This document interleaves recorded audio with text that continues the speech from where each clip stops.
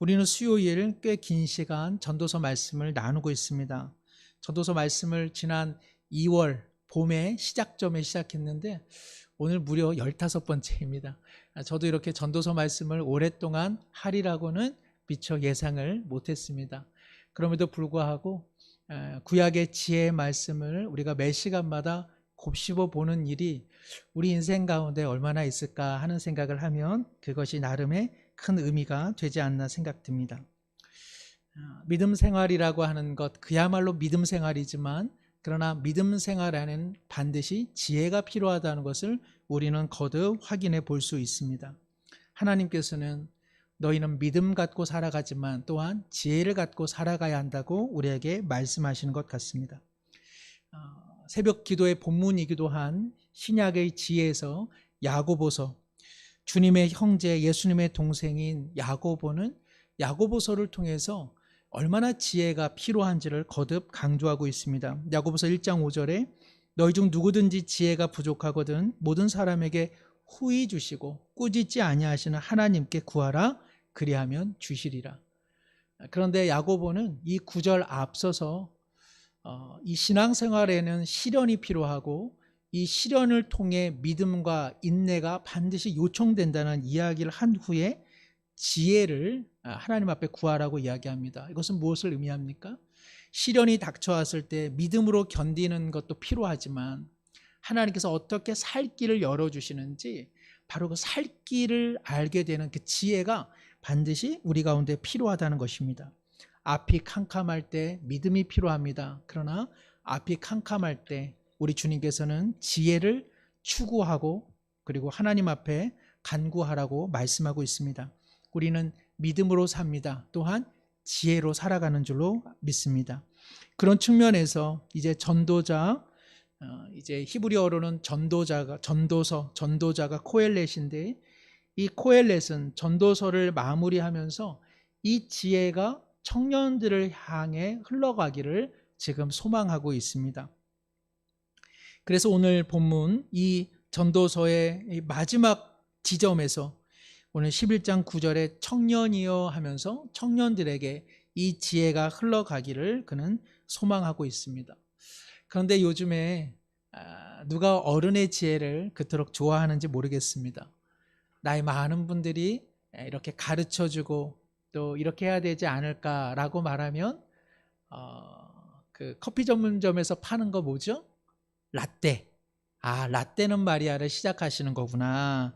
이렇게 청소년이나 젊은이나 청년들이 다 생각합니다. 특히나 묻지 않았는데 무언가 가르쳐 주려고 할 때 젊은 사람들이 아주 질색을 하는 것이죠. 그래서 어쩔 수 없습니다. 젊은이들이 그렇다고 하니까. 그래서 젊은이들과 소통할 때 관련해서 많은 대화 전문가들이 이런 말을 하더라고요. 이렇게 해라 저렇게 해라 말하지 말고 나는 이런 길을 걸어왔는데 요즘은 어떻게 생활합니까? 요즘 젊은 사람들은 어떠한 의견을 갖고 있습니까? 나는 이렇게 살아왔지만 너는 너의 갈 길이 아마 있을 거야. 그 길을 좀 찾고 있는지 혹시 그 길을 어떻게 찾고 있는지 말해줄 수 있겠니? 이렇게 끊임없이 묻고 의견을 구하고 젊은 사람들과 소통할 때 가르치려는 자세가 아니라 배워보려고 하는 자세가 젊은이들과의 소통에 아주 중요한 키라고 이야기합니다.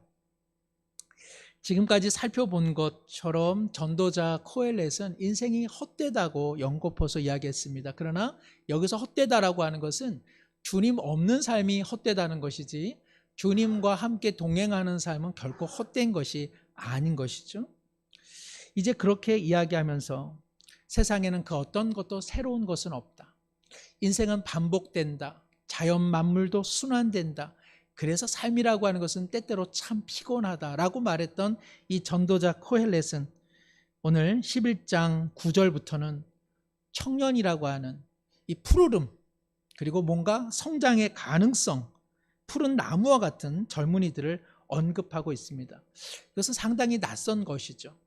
헛되다, 모든 것이 다 피곤하다, 만물이 다 새로운 것이 아니다, 모든 것은 반복이다, 너는 알 수 없는 때로 살아가는 사람들이다 라고 말했는데, 마지막에는 가능성, 그리고 새로움, 그리고 푸름을 자랑하는 청년들을 언급하고 있습니다. 그 이유가 무엇일까? 또 이것이 우리에게 주는 의미는 무엇일까? 함께 살펴보고자 합니다. 9절에 보니까 청년이여 내 어린 때를 즐거워하고 내 청년의 날들을 마음에 기뻐하라. 아마 우리 성도님들 지난 청년의 시간으로 돌아가면 언제 돌아가시겠습니까? 언제로 돌아가면 가장 청년의 때에 내가 행복했다라고 생각할 수 있는 그 시점으로 가실 수 있을까요? 어떤 분에게는 청년의 때가 즐거웠던 분도 계시겠죠. 어떤 분들은 참 고생 많았다 이렇게 생각하는 분도 계실 것입니다. 특별히 오늘 전도서 기자가 청년이여 너의 시절을 즐거워해라. 그리고 너의 청년의 날들을 마음에 기뻐하라고 이야기합니다. 즐거워하고 기뻐하라. 왜 그럴까요? 10절 하반절에 보면 어릴 때와 검은 머리의 시절이 다 헛되니라. 여기 어리다고 하는 것, 검은 머리 다 젊음을 의미합니다. 너의 그 어리고 그 푸르른 시절, 그리고 검은 머리의 그 시절이 헛되다. 이것은 우리가 통상 아는 것처럼 헛되다 그런 뜻이 아니라 일순간 사라질지 모르는 날들이다. 그러니까 오늘 그 청년의 때를 너가 즐거워하고 기뻐하라고 이야기하고 있는 것이죠. 저도 만약에 과거로 돌아가면 나도 무엇을 했을까? 좀 외부 활동을 좀 적게 해서 얼굴 색깔을 너무 이렇게 새까맣게 해놓지는 않았겠다. 이제 이런 생각을 좀 하고요. 그 다음에 이제 뱃살을 조금 청년 때 미리미리 관리했었으면 좋았겠다. 뭐 이런 생각도 좀 합니다. 금방인 것 같죠. 금세 엊그제 다 28 청춘이셨는데 이제는 검은 머리가 흰머리 또 팥뿌리도 돼가는 그런 시점에 이르게 되었습니다. 그래서 전도서 기자가 아마 자신의 삶을 돌아보면서 이야기하는 것 같습니다. 그때가 참 좋은 때야.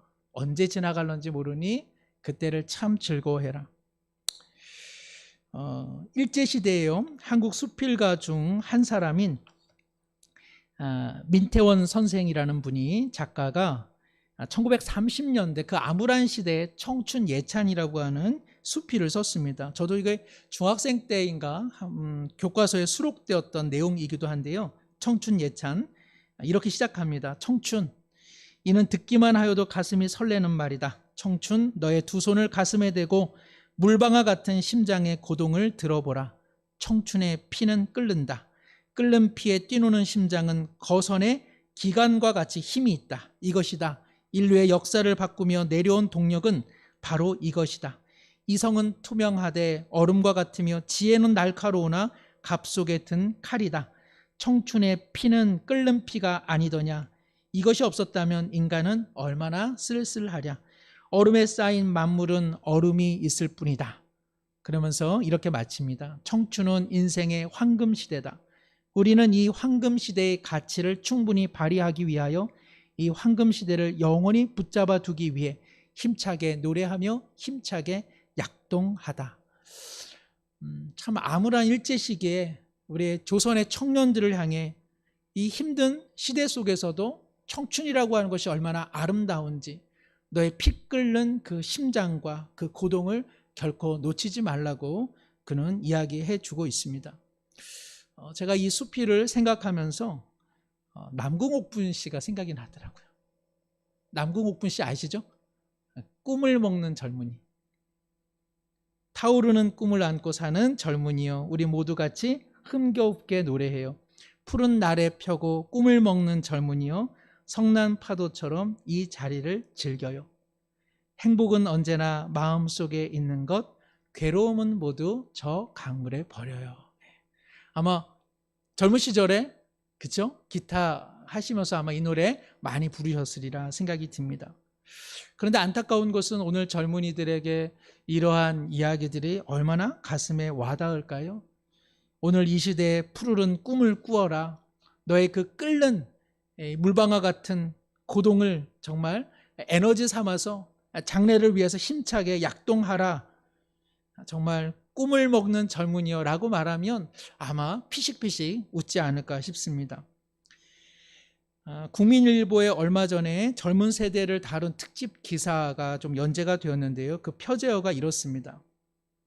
부모보다 가난해지는 최초의 세대. 믿을 건 나밖에 없어요. 혼자가 더 편한 외동남, 외동딸들. 부당한 현실에는 즉각 반응하는 피드백 세대. 진보도 보수도 내 편이 아니에요. 이념보다 이익과 실용주의를 선택함. 행복한 타인에 쌓여 박탈감으로 살아가는 청년들. 이런 것이 표제였습니다. 오늘 이런 현실 속에 오늘 전도서 기자가 내 젊음의 때를 즐거워하고 내 청년의 날들을 마음에 기뻐하라고 말하는 것은 어찌 보면 상당한 괴리를 주지 않겠습니까? 아마 많은 분들이 오늘 우리 시대의 청년들을 보시면서 안 됐다 하는 마음 가지면서 동시에 야, 그것도 고생이라고 저렇게 안달을 하냐 하는 마음도 없잖아 갖고 계시리라 생각됩니다. 죄송합니다만 저만도 젊은 세대들 이렇게 보면 뭐가 그렇게 고생스럽지? 라고 생각하는데 저보다 연배가 많으신 우리 성도님들의 마음은 오죽하시겠습니까? 그런데 우리 젊은 세대를 보고 그것도 고생이라고 라고 말하면 거기서 불통이 일어나는 것이죠. 중요한 것은 이거 같습니다. 그러니까 앞선 세대가 고생했으니 너도 고생하라 그런 것이 아니라 앞선 세대의 그 고생을 통해 무언가가 조금 바꾸어졌으면 우리의 다음 세대가 참으로 꿈을 먹으면서 약동하면서 미래를 향해 날아갈 수 있었을 텐데 앞선 세대가 고생은 고생대로 했는데 무언가 다음 세대에게 선물처럼 주지 못해 오늘 우리 모두가 힘든 것 같습니다. 과잉 경쟁 사회, 정말 끊임없는 반복적인 학벌 사회, 그리고 늘 고착화되어 있는 지역주의, 그리고 불이한 차별과 구조, 그리고 끊임없는 남북 대치 국면의 역사. 앞선 세대가 수십 년 전에 고생했던 그 삶의 모습들이 하나도 나아지지 않고 우리의 후대에게도 고스란히 전달해 줄 수밖에 없는 것이 우리 세대의 시대의 비극이라 아니할 수 없는 것 같습니다. 그러나 그럼에도 불구하고 오늘 전도서 기자는 이야기합니다. 청년은 기회의 시간들이다. 그리고 그것은 그 자체로 가치가 있다. 그래서 오늘 말씀에 9절 중반에 마음에 원하는 길들과 내 눈이 보는 대로 행하라 이렇게 되어 있습니다. 청년이 가질 수 있는 좋은 특권 중에 하나는 도전이라고 하는 것이죠. 그리고 사회와 세계가 구축해 놓은 질서에 한번 대항도 하면서 이것이 과연 온당하느냐? 나는 다른 길을 선택하겠다. 나는 누가 정해준 길, 나는 누가 내게 그려준 그 길 아니고 나는 좌충우돌 하면서도 내 길을 찾아가겠다. 바로 그것이야말로 청년의 특권이라고 오늘 전도서 기자는 이야기하고 있습니다. 앞선 시대의 시각으로 보면 야, 저거 무슨 낭비냐? 저거 무슨 지금 시간과 에너지를 저런 데 소비하느냐 말할 수 있지만 오늘 성경은 놀랍게도 젊은이의 특권은 바로 그런 실패, 그리고 그런 도전, 그리고 거기서 오는 실수, 이를 통해 배우는 교훈, 바로 그런 좌충우돌이 오히려 젊은이들의 특권이라고 이야기하고 있는 것입니다. 사랑하는 성도 여러분, 우리의 청소년들과 우리 청년부가 앞으로 살아가는 시대의 모습은 앞선 기성세대의 모습과는 전혀 다를 수밖에 없는 것입니다. 우리가 저들을 위해서 기도할 때 정말 우리가 믿음을 위해서도 기도하지만 하나님, 저들이 정말 세상이 규정해 둔 질서가 아니라 보다 나은 질서를 향해서 도전도 하고 때로는 넘어질 때 우리 공동체가 용납도 해주고 격려도 해주고 그들의 다름을 인정도 해주고 그리고 그들이 정말 자기를 발견하는 충분한 시간들을 가질 수 있도록 해주는 것, 그것이 또한 우리 공동체가 앞선 우리의 기성 성도들이 해야 될 몫인 줄로 압니다. 오늘 전도서 기자는 말합니다. 젊은 사람들의 특권은 마음에 원하는 길들을 살펴보고 그 마음에 옳다 생각하면 한번 해보는 것, 그것이 젊은이들의 특권이기에 우리 공동체가 청소년과 그리고 젊은이들을 어떠한 형식과 그리고 어떤 질서에 가두기보다는 그들 안에서 하나님의 뜻 안에서 정말 삶을 발견할 수 있도록 우리 축복해주고 기도해 주시기를 소망합니다. 오늘 9절 하반절에 그러나 하나님, 오늘 전도서 기자는 한 가지를 요청하고 있습니다. 그것은 하나님의 심판을 기억하라는 것이죠. 그런데요, 이것을 달리 생각하면 안 됩니다.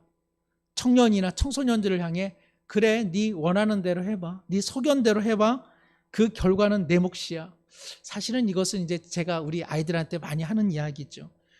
놀아 너 이제 평생 놀게 된다. 공부하기 싫지. 그래, 이제 공장 가자. 뭐 이런 이제 위협의 말들을 많이 했는데요. 오늘 이 말씀은 이제 그런 이유는 아닌 것입니다. 청년들을 향해 코엘렛이 기껏 내 마음대로 해봐, 도전해봐. 그리고 실패하면 알아서 해. 하나님께서 심판의 눈동자로 너를 지금 지켜보고 있는데 겁나지 않아? 스펄전은 이런 말을 했습니다. 젊었을 때의 죄는 늙었을 때의 고통의 기초이다. 그러니까 늙었을 때 고통당하는 까닭은 젊었을 때에 노쇠했기 때문이다. 뭐 이런 유라고 말씀드릴 수 있습니다. 그러나 오늘 이 말씀, 즉 이 모든 일로 하나님께서 너를 심판하리라 라고 하는 이 말씀은 그런 의미가 아닌 것입니다. 오히려 이 말씀이 의미하는 바는 무엇입니까? 좌충우돌하는 그 인생의 수수께끼와 같은, 그리고 삶을 진리를 모색하는 그 모든 길찾기 속에 하나님을 향한 경외감을 잃지 말라는 것입니다. 네가 원하는 대로 해라. 내 마음이 또 가는 대로 한번 해보아라. 그러나 하나님과의 관계성 속에서 그 길들을 모색하라고 전도서 기자는 이야기하고 있는 것이죠. 근본 우리 교육부서 그 주제어가 그렇습니다. 우리 유치 유초등부는 이제 교회 사랑 이야기거든요. 그래서 교회를 사랑해요. 이게 우리 유치 유초등부 주제어고요. 그리고 우리 청소년부는 코람데오, 하나님 앞에서, 하나님의 얼굴 앞에서 살아갑니다. 그런 뜻이고요. 우리 청년부는 삶을 디자인해라, 이런 이제 의미입니다. 그래서 제가 오늘 말씀 이렇게 준비하면서 우리 유치 유초등부는 이제 앞으로 커가니까 청소년부랑 우리 청년부를 생각하니까 코람데오 삶을 디자인하라. 하나님 앞에서 삶을 디자인하라. 아마 그 말씀이 이 전도서 기자가 지금 청년들에게 해주는 말이라 할 수 있습니다. 누가 가르쳐준 대로 아니라 너가 하나님 앞에서 너의 삶을 디자인하면서 걸어보아라. 이것이 바로 청년들을 향한 지금 전도서의 말씀입니다. 그런데요, 이 말씀은 비단 청년에게만 해당되는 것은 아닌 것 같습니다. 우리 모두는 하나님 앞에서 삶을 마감하기까지는 코람데오, 하나님 앞에서 언제나 삶을 날마다 수정하고 새롭게 디자인해야 되는 몫이 우리 가운데 있기 때문에 그러합니다. 바울 사도는요, 아시는 것처럼 요즘의 말이니까 별로 라떼 이야기를 많이 하지 않았죠. 아마 바울 사도가요, 내가 옛날에 왕년의 이야기 시작하면요, 신약 성경이 더 두툼해졌을 겁니다. 그러나 신약 성경에서 이 바울은요, 자기의 과거 이야기를 부득이한 경우에만 했을 뿐 웬만해서는 그는 말을 아끼려고 노력을 했습니다. 그리고 그는 뭐라고 이야기합니까? 나는 표대를 향해 그리스도 예수 안에서 하나님이 위에서 부르신 그 부르심의 상을 위하여 나는 달려가노라. 정말 이 바울이라고 하는 노사도가 어마어마하게 하나님과의 그러한 영적 간증과 그리고 경험들이 풍성한데 바울 사도는 그것을 자랑 삼아 이야기하는 이야기가 거의 없습니다. 그런 말합니다. 나는 뒤의 것을 잊어버렸다. 그리고 나는 오직 여전히 남겨진 표대를 향해 하늘 위에서 나를 불러주신 그 하나님을 향해 나는 오늘도 달려가겠다고 이야기하고 있습니다. 청년 정신이란 무엇이겠습니까? 그것은 나이의 이야기가 아니겠죠. 지난 과거에 매이지 않고 오늘 그리고 내일을 향해 하나님을 향해 새롭게 디자인하며 달려가는 인생이 있다면 나이가 80이든 나이가 50이든 나이가 40이든 간에 그 사람이야말로 청년의 사람이라고 할 수 있는 것입니다. 바라기는 우리의 청년 세대, 우리 청소년들뿐만 아니라 여전히 하나님 앞에 부름받은 상을 향해 달려가는 우리 모두가 청년의 마음으로 이때를 감사하고 기뻐하면서 주님 앞에 달려가기를 소망합니다. 그런데요, 10절에 보니까 그런즉 근심이 내 마음에서 떠나게 하며 악이 내 몸에서 물러가게 하라. 바로 이 청년의 때에 늘 조심해야 될 것, 그 중에 한 가지가 이 근심과 악의 문제인데요. 특별히 근심이 있으면 사람이 기뻐하기가 어렵죠. 염려가 있으면 참 삶이 위축되는 때가 참 많이 있습니다. 그런데 이 근심이라고 하는 것이 꼭 나쁜 것만은 아니죠. 우리가 이 공부에 대한 스트레스가 있어야만 공부를 합니다. 그렇죠? 네. 우리가 약속 시간을 늦었을 때 아이고 빨리 가야 되는데 라고 하는 그 근심이 우리로 하여금 약속을 맞출 수 있게 하는 것이죠. 무언가 결정해야 될 때 마음에 큰 근심이 있습니다만은 무언가 결정해야 되는 그 근심의 압박감이 오히려 생각을 집중력 있게 해서 좋은 판단을 내리게 하는 때도 많이 있습니다. 오늘 전도서 기자는 말합니다. 사람이 그때를 즐거워하고 기뻐하기 위해서는 이 근심의 문제가 언제나 해결되어야 하는데 이 근심이 왔을 때 어떻게 해야 되는가? 오늘 12장 1절에 말합니다. 너는 청년의 때에 너의 창조주를 기억하라. 하나님을 기억할 때 근심을 이길 수 있다는 말씀이겠죠. 자신의 삶의 좌충우돌 어디로 가야 할지 알지 못하는 그 순간 근심과 염려와 불안이 엄습해 올 때 오늘 전도서 기자는 말합니다. 창조주를 반드시 기억해야만 그 불안의 터널에서 이길 수 있다고 이야기합니다. 갑자기 불이 꺼지면 잘 안 보입니다. 근데 가만히 그 불의 그 껌껌한 어둠에 조금씩 적응하다 보면 눈을 뜨면 무언가가 보이기 시작하죠. 근심이 왔을 때도 그런 것 같습니다. 근심이라고 하는 덩치가 워낙 커서 우리를 때로는 위축시키고 중압감으로 우리를 내려뜨리지만 그러나 그 근심 가운데 가만히 여호와 창조주 하나님을 기억하면 이제 뭔가 근심의 정체가 보이기 시작하죠. 그리고 이 문제보다 하나님이 크심을 발견하게 되는 줄로 믿습니다. 창조주 하나님을 기억한다라고 하는 것은요, 내가 경험하고 있는 고난과 근심의 문제보다 누가 더 크시다? 하나님이 더 크시다. 하나님이 나를 지으셨다. 그래서 하나님께서 내 인생을 책임져 주신다. 하나님께서 나를 만드셨으니 내가 갈 길도 하나님께서 아신다. 전도서 기자는 창조주라는 말을 거의 안 썼습니다. 그런데 바로 이 구절 속에는 창조주라고 하는 말을 사용함으로써 인생의 근심이 찾아올 때 그리고 어디로 어떻게 향해 가야 할지 불안과 그리고 공포의 쓰나미가 몰려올 때에 바로 창조주 하나님을 기억하라고 말씀하고 있습니다. 사랑하는 성도 여러분, 근심과 고통에 짓눌려 있습니까? 헤쳐나올 방법은 오직 창조주 하나님을 기억하는 것인 줄로 믿습니다. 영어의 이 기억이라고 하는 것은 remember라고 하죠. remember. 이 재밌습니다. 리는 다시라는 뜻이고요. 멤버는 멤버잖아요. 회원, 소속 이런 뜻입니다. 기억한다라고 하는 것은요. 너가 어디에 소속되어 있는지를 다시 생각하라 보라는 뜻입니다. 우리가 창조주 하나님을 기억한다고 하는 것은요. 내가 하나님 나라 백성임을 다시 기억하는 일입니다. 내가 하나님께 창조되어진 하나님의 자녀임을 기억하는 것입니다. 그 기억이 우리를 살게 하는 줄로 믿습니다. 그러므로 오늘 우리 세대가 이 청소년들과 그리고 우리 젊은이들과 만날 때에 아마 옛날의 이야기보다 더 중요한 것은 너를 하나님께서 지으셨지. 너는 앞으로 가야 할 인생의 길 좌충우돌하게 될 거야. 그러나 꼭 기억하렴.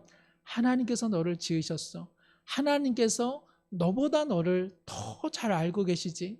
하나님께서 내 마음을 잘 알고 계실 거야. 아마도 이것이야말로 우리가 젊은 사람들과 마주할 수 있는 접점이 아닌가 그런 생각이 듭니다. 우리의 인생의 교훈, 우리 인생의 지혜가 그들에게도 전달되면 참 좋겠지만 혹 그러지 않는다면 우리가 그들에게 전할 수 있는 것은 바로 창조주 하나님께서 너를 지으셨다. 그리고 하나님께서 너의 길을 인도하실 것이다. 그리고 창조주 하나님께서 너를 영원히 사랑하신다는 사실, 그것이야말로 우리 인생의 불안과 염려로부터 벗어날 수 있는 오직 한 힘인 줄로 믿습니다.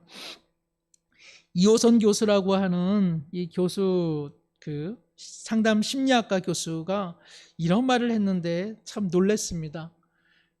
오늘 우리 시대에는요, 6세대가 산다고 합니다. 6세대가.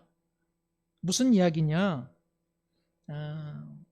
우리나라는 묻지마 세대, 그래서 일제강점기와 그리고 6.25를 경험한 세대, 이 세대를요, 통상 묻지마 세대라고 하고요. 그러니까 나이 묻지마, 뭐 옛날 묻지마 이런 것 같아요. 그 다음에요, 이 전후 55년에서 63년에 태어난 세대, 베이비붐 세대입니다. 그 다음 세대가요, 70년대에 태어난 X세대가 있고요. 그 다음에 이 베이비붐 세대가 이제 출산을 해서 어느덧 커버린 세대. 그래서 이 1980년에서 1995년 출생한 세대를요, Y세대 이렇게 이야기합니다. 그 다음에 1995년부터 2010년에 태어난 세대를요, Z세대, 뭐 G세대라고 할 수 있는데요. 그리고 요즘 2010년에 태어난 세대를요, 알파 세대라고 한답니다. 이 6개의 세대가 다 틀립니다. 그 6개의 다 다른 세대가요, 지금 우리 한 시대에 함께 살아가고 있습니다. 그러니까 단순히 뭐 어르신, 뭐 젊은이, 어린이 이렇게 나눠지는 것이 아니라요, 우리 시대 속에는요, 6, 7가지의 세대가 함께 살아가고 있다는 것입니다. 그러니까 얼마나 소통이 어렵겠습니까? 유튜브도 하시죠? 인터넷도 다 다루십니다. 근데 인터넷과 유튜브를 다룬다고 해서요, 젊은이들과 소통이 된다고 생각하면 그것도 오해입니다. 왜냐? 유튜브에서 뭘 보시죠? 영웅이를 보잖아요, 영웅이. 예. 근데 이제 젊은 사람들도 영웅이를 보지만은, 젊은 사람들이 유튜브와 인터넷을 통해서 소비하고 있는 컨텐츠와 문화가 다르고, 그리고 앞선 어른분들이 유튜브를 보면서 또 인터넷을 하면서 경험하는 컨텐츠와 내용이 다르다는 것입니다. 그러니까 다 같이 핸드폰을 사용하고 다 같이 유튜브를 본다고 해서 우리가 다 우리가 비슷해졌구나라고 생각한다면 큰 오해라고 하는 것이죠. 우리가 각각의 접점을 마련하기가 이렇게 어렵습니다. 제가 말씀드리고 싶은 것은, 그래서 소통이 참 어려운 시대를 우리가 살아가고 있습니다. 소통이 너무 어렵다고 해서 스스로를 자책하지 마시기를 바랍니다. 다 다르게 태어났고요, 다 다른 시대를 살아가고 있기 때문에 그럽니다. 그러나 한 가지 공통분모가 있습니다. 그것은 무엇입니까? 하나님께서 모든 일을 지으셨다는 사실, 그리고 그 시간은 다 소중하다는 사실. 하나님을 기억한다면, 창조주 하나님을 기억한다면 그 시간조차도 언제 어떻게 흘러갈지 모르니 소중히 여기고 기뻐하고 감사하며 보내라고 하는 것이 전도사가 우리에게 주는 말씀입니다. 그러면서요, 3절부터 3절 이하는 이게 무슨 뜻인 것 같으세요? 3절 이하에 12장 3절에 보면, 그런 날에는 집을 지키는 자들이 떨 것이며 힘 있는 자들이 구부러질 것이며. 이것은요, 그 노년의 모습을 이렇게 비유적으로 설명한 것입니다. 3절에 보시면요, 그런 날, 즉 인생의 젊은 날이 다 지나가는 그때는 어떻게 사람들은 변화되느냐. 집을 지키는 자, 여기서 집을 지킨다는 것은요, 우리의 팔과 손을 의미합니다. 우리의 팔과 손이요, 이제 어떻게 돼서 연세가 드시면 부들부들 떨려지기 시작하더라. 힘 있는 자들이 구부러진다. 여기서 힘 있는 자는 뭘까요? 신체 기관 중에? 그렇습니다. 연골, 무릎, 이제 이런 것들이 구부러지기 시작하는 것이죠. 퇴행성 관절염. 맷돌질 하는 자들이 적어진다는 것은 무엇일까요? 예, 맞습니다. 치아가 이제 빠지는 것을 지금 히브리 기자가 은유적으로 얘기하는 것입니다. 창들로 내다보는 자가 어두워질 것이다. 이거는 무엇을 의미할까요? 예, 눈이 어두워진다는 것을 의미합니다. 길거리에 문들이 닫혀진다는 것은 무엇이겠습니까? 치아가 빠져서 입을 잘 벌리지 못하고, 혹은 이 문들이 닫혀졌다고 하는 것은 이 들리는 소리가 청력이 약해지는 것을 의미하고요. 맷돌 소리, 같은 이야기입니다. 이제 씹기가 어려워진다는 것입니다. 새의 소리로 말미암아 일어날 것이다. 새는 언제 일어납니까? 아침 일찍. 잠이 없어지더라. 그리고 음악하는 여자들은 다 쇠하여질 것이며 뭔가 좋아서 흥얼흥얼거리던 내 안에 흥겨움이 다 사라지고 이거를 보나 저거를 보나 다 그게 그거 같은 이러한 무미건조함을 의미하는 것입니다.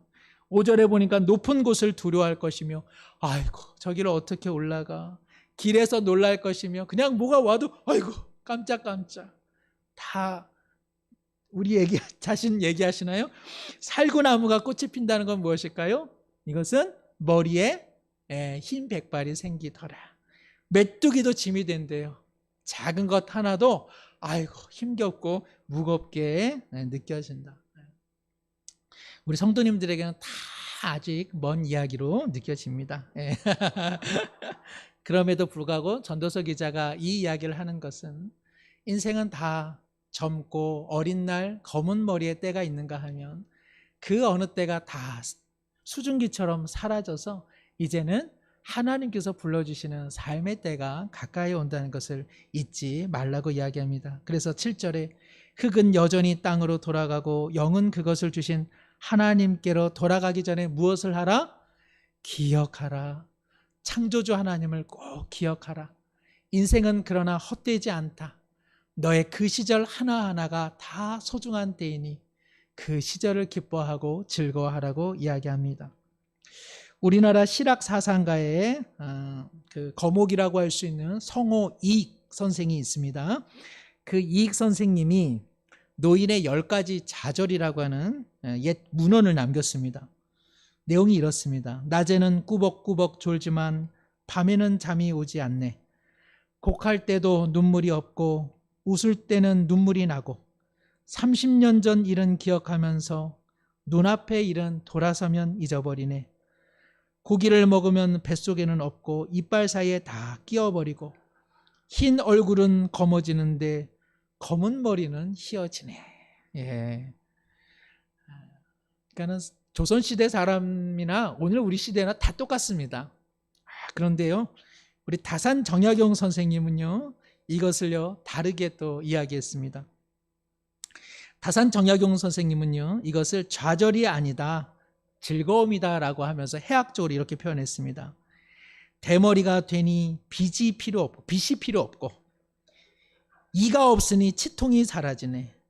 눈이 어두우니 공부를 안 해 편안하고, 귀가 안 들리니 세상 시비에서 멀어지고, 붓 가는 대로 글을 쓰니 손볼 필요가 없으며, 하수들과 바둑을 두니 여유가 있어 참 좋다. 네. 위대한 실학의 거목들이 이들 역시도 삶의 한 지경 속에서는 나이 들어감에 대한 자신들의 묵상을 기록해 두었습니다. 아마 2가지 성호 이익의 마음 그리고 다산 정약용의 마음이 우리 가운데 다 필요한 지혜가 아닌가 생각합니다. 현실을 좀 냉엄하게 바라보는 이 성호 이익의 마음, 그리고 그럼에도 불구하고 그 속에서 즐거워할 수 있는 것이 무엇인지를 찾아본 다산 정약용의 마음, 이러한 지혜들이 우리의 믿음과 함께 결부되어 인생을 살아간다면 우리는 얼마나 풍성한 삶을 살 수 있겠습니까? 때와 시기를, 그리고 나이와 연수와 삶의 모든 한계를 우리 하나님께서 지으셨습니다. 그런데 이 하나님은 참 좋으신 하나님이십니다. 이 하나님은 우리의 창조주가 되시고 우리의 갈 길을 잘 아십니다. 인생의 어느 한때도 근심과 염려가 없을 때가 어디 있겠습니까? 그러나 그 모든 순간이 전도서 기자는 소중하고 그리고 즐거워하고 기뻐할 날들이라고 이야기하고 있습니다. 우리의 인생은 언젠가 주님께로 다 돌아갈 것이고 주님께서 우리를 부르시는 그날의 영광 가운데 주님을 맞이하게 될 것입니다. 후회 많았고 아쉬움 많았고 안타까웠다고 하나님 앞에 고백하기보다는 주님 돌아보니 그 모든 날들이 아름다웠고 그 모든 날들이 귀했습니다 라는 고백이 얼마나 하나님 앞에 영광을 올려드릴 수 있겠습니까? 우리 사랑하는 모든 성도님들, 창조주 하나님을 기억함으로 근심을 떨쳐버리고 지금의 때, 청년의 때, 그 어느 때에도 소중한 시간, 소중한 감사의 마음으로 살아가시기를 축복합니다.